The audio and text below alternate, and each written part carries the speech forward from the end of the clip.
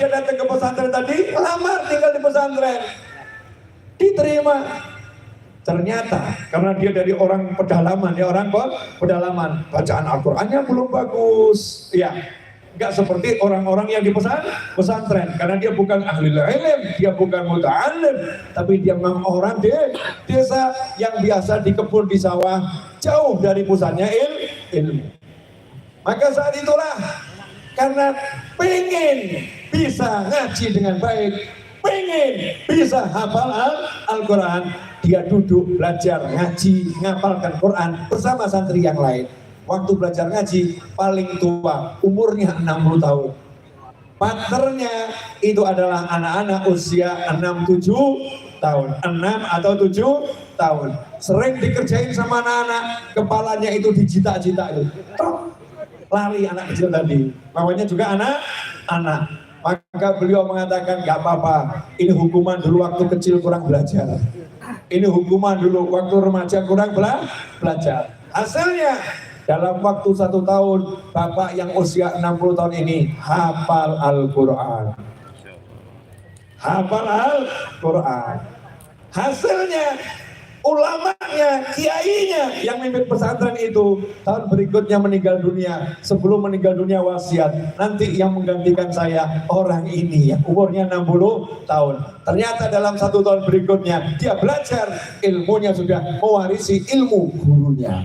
Gak ada kata terlambat kalau nyawa masih ada di badan, belum sampai ke kerongkongan. Maka jangan mau dibisikin setan, kamu udah jatahnya bodoh, kamu udah jatahnya gak punya duit, kamu udah jatahnya susah, kamu udah jatahnya ini. Semua itu bisikan-bisikan setan. Maka kalau pengen berhasil pagi hari, senang dulu dengan hidup, tiru Nabi Muhammad SAW, umumkan sama dunia, alhamdulillah aku hidup lagi, alhamdulillah di ahyana ba'da ma amatana wa ilaihin nusyur. Kalau udah begitu senang hatinya.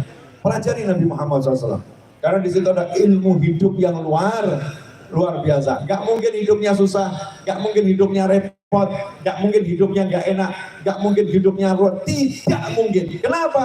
Karena kita mencontoh Nabi Muhammad SAW. Nah, saya titip satu amalan, tolong perintahkan diri dan keluarganya. Ya, nomor 1 pasti sholat 5 waktu, itu harus dijalankan ya.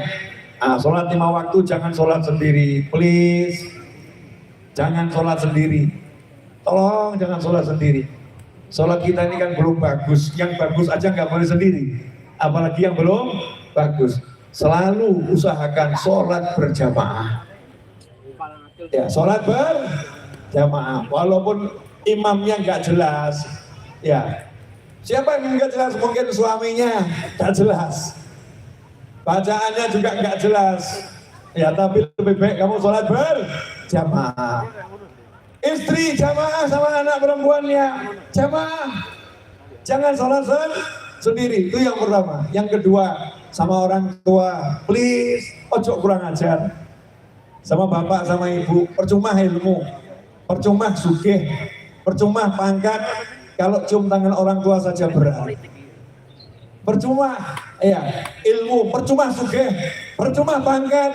Kalau disuruh ngeluarkan duit buat bapak ibunya saja pakai mikir, percuma. Kenapa? Yang model begitu susah mencium aroma surga, karena nggak dapat ridhonya Allah Ta'ala. Ridhonya Allah bergantung ridhonya orang tua. Jelas? Nah, yang ketiga, jangan lupa sholawat. Jangan lupa sholawat. Ajarkan diri, keluarga, anak untuk banyak sholawat, terutama sholawat pagi dan sore.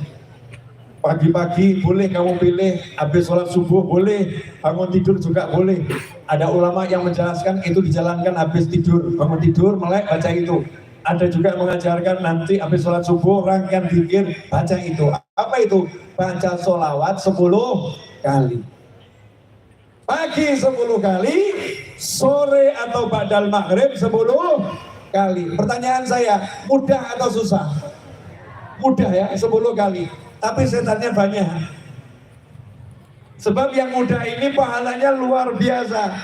Siapa yang pagi sholawat 10, sore sholawat 10, dia dapat syafaatku. Begitu sabda Nabi Muhammad SAW bil ma'na.